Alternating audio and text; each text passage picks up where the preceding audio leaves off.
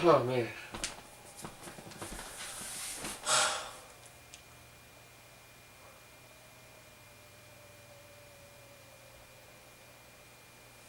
Oh, holy crap!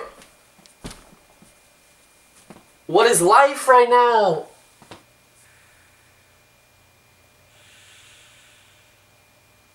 Alright, this is the Logan review.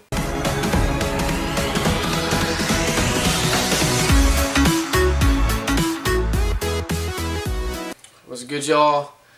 It is E168. It is just me, Nate, today. I'm now on spring break. Chad is currently at a basketball tournament, so he was not able to see Logan. I saw it Thursday night. Was out till about 4 a.m. So this is probably in my top 3 most anticipated movies of the year. Up there with like Star Wars. I had hopes that it would just be a film that would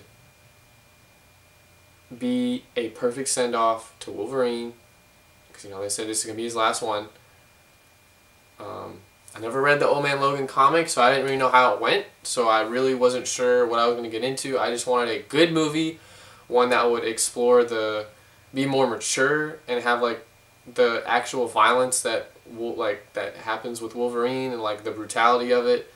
But I was just really intrigued by the trailers about the relationship with Professor X and X-23.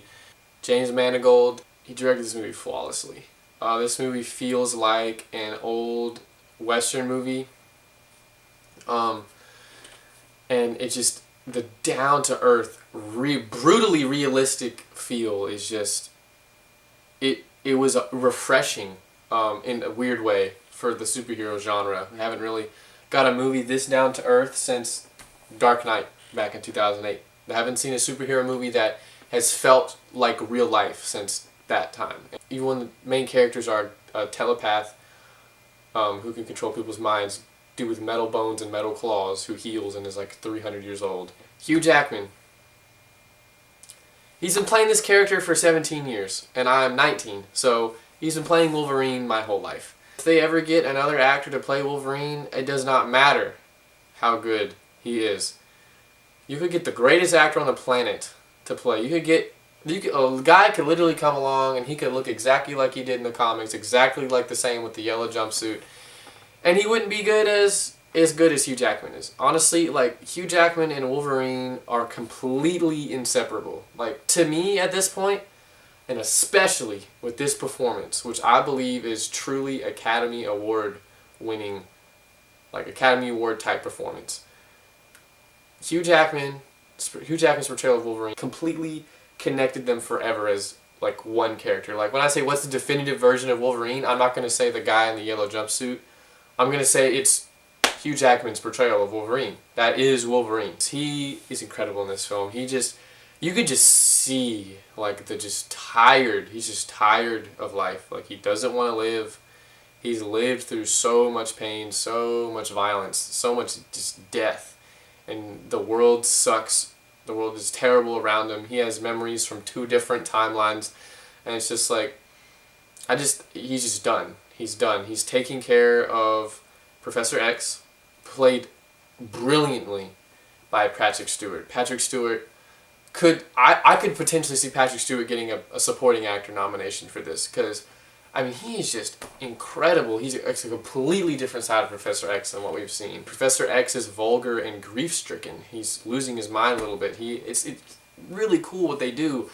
They explore, like, what if the most powerful telepath in the world got Alzheimer's, or I don't remember exactly. I think it was Alzheimer's or something like that, because he can't remember things in his past, and he's had these mental attacks that can kill everyone around him. The young girl that played Lara or X-23, I do not know her name. I'll put the name and a picture of her on the screen somewhere for you guys to see. But she's excellent. She gives a very emotional performance. And very visual. Like, she does very few lines of dialogue, and most of the lines of dialogue don't even happen until the end.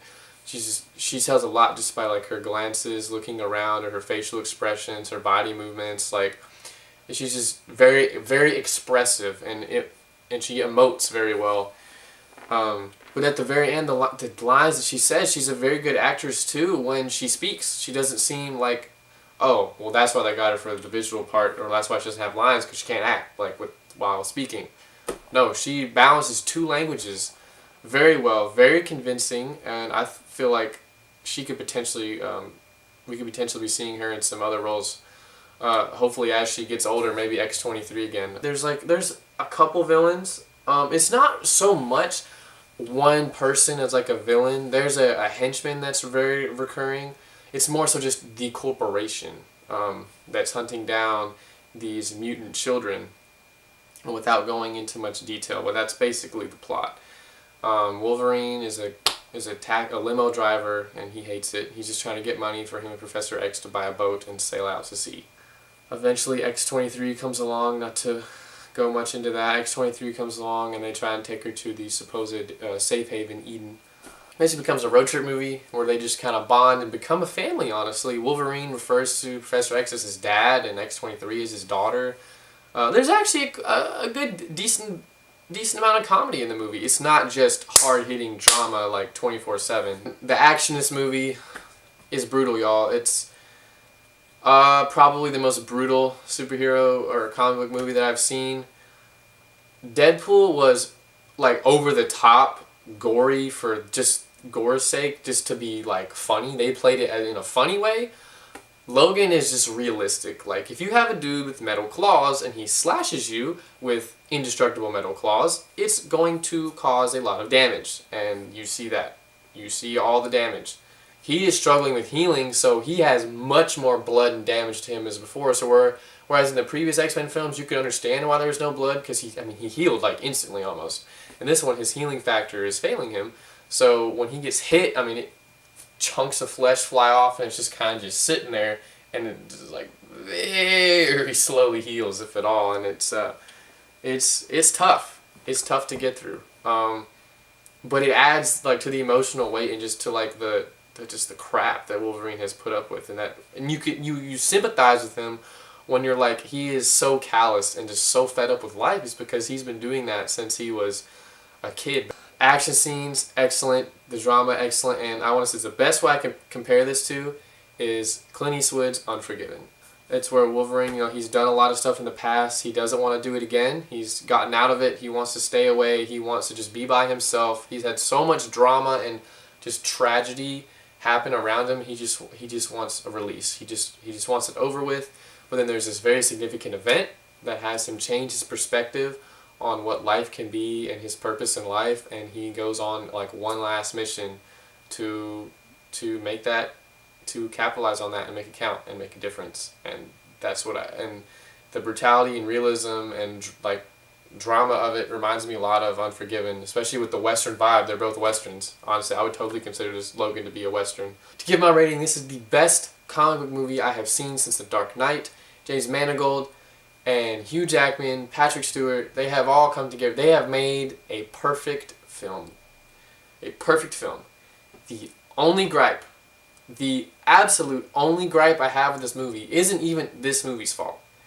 It's the terrible timeline. The timeline is so messed up that it detracts a little bit from this movie, because you're just trying to think the whole time, where does this fit in the timeline? I still give this movie a 10 out of 10. I can't dock it just because the timeline's so bad. That's just one little gripe I just have to say, is that sometimes you're thinking, where does this fit in the timeline?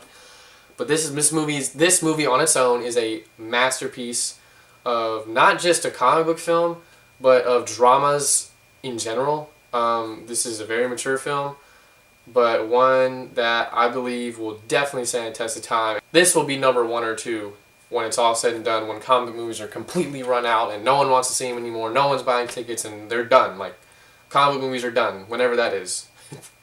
Hopefully not anywhere near our time, but whenever that time is, I feel like this will be 1 or 2. It was just that good, and I will be seeing it again soon. I believe Chad will probably be putting his thoughts up on YouTube as well. He's just currently out of town. Sorry for rambling a bit, just got a little overexcited about it, but Let us know your thoughts on Logan. Like, comment, subscribe as always. And I hope y'all have a blessed day. Stay live, fam.